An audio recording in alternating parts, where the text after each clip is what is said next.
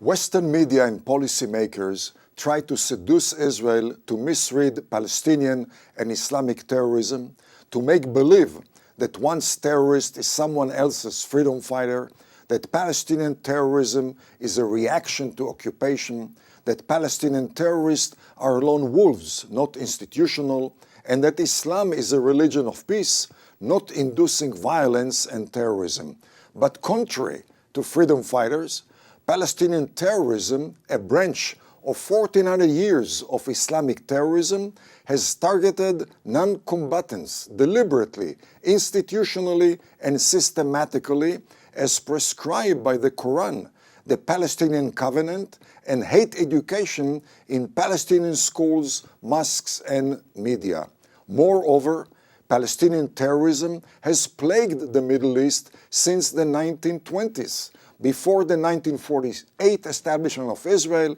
and the 1967 Six-Day War, focusing on Israel's existence, not occupation, triggering civil war, subversion, and terrorism in Egypt, Syria, Lebanon, and Kuwait, assisting Saddam Hussein's and Assad's repression of Iraq and Syria, and systematically siding with anti-US and anti-Western rogue regimes such as North Korea and Iran.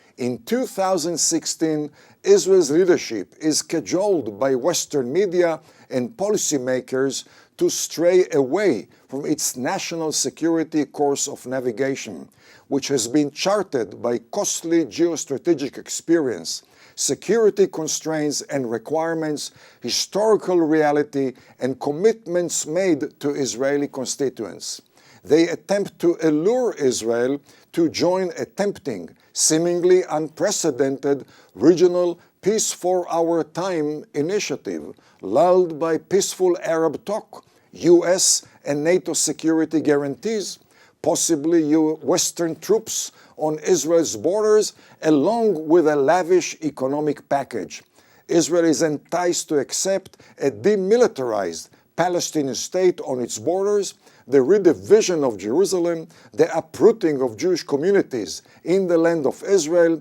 and the reduction of its size in the increasingly explosive Middle East to a 9 to 15 mile wide sliver along the Mediterranean. Such a sliver is overtowered by the mountain ridges of Judea and Samaria, which are the protective Golan Heights of Jerusalem, Tel Aviv, Israel's only international airport, Israel's major freeway, and 80% of Israel's population and infrastructure.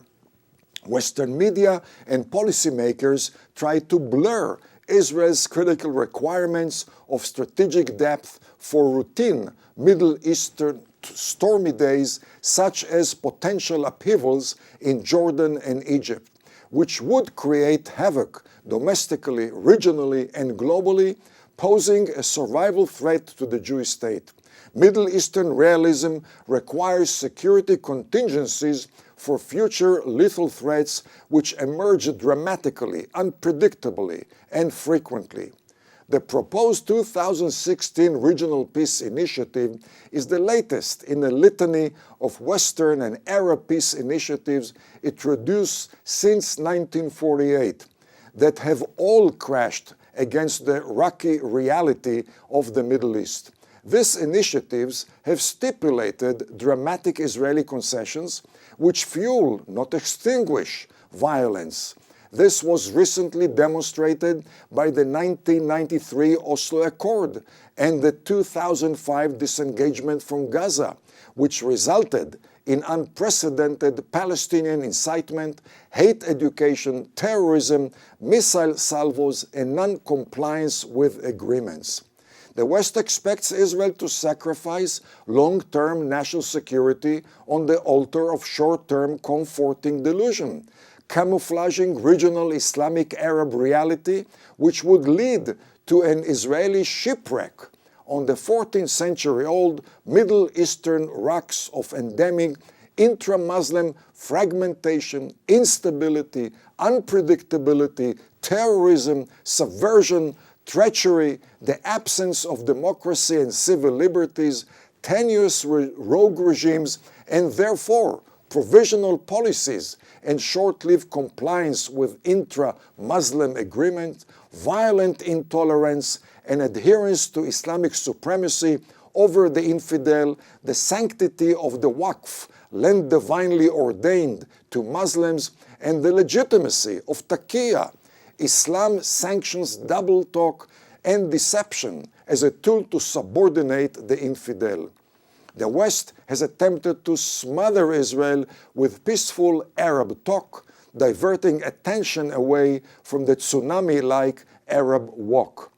Israel is expected to be hoodwinked into assuming that a retreat to the pre-1967 lines with minor modifications would convince Muslims to accord the infidel Jewish state, something which Muslim believers have not accorded to each other since the 7th century: peaceful coexistence and compliance with agreements.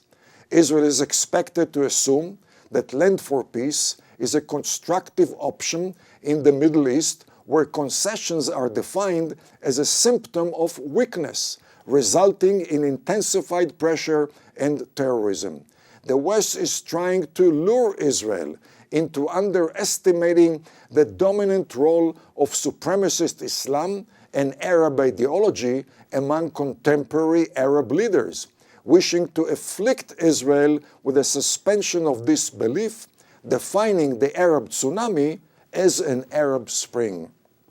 Israel is expected to tolerate a Palestinian state in its midst, notwithstanding the stormy regional environment and the track record of the PLO, the role model of international terrorism, oppression, and corruption.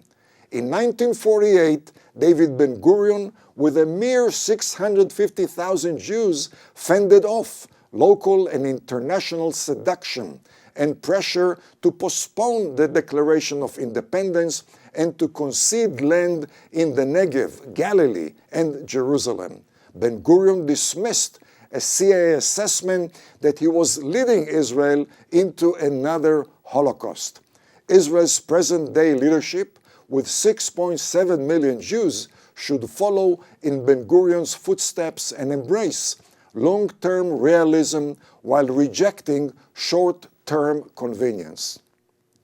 The next video will explore whether Iran has mellowed its policies since the April 2015 nuclear agreement.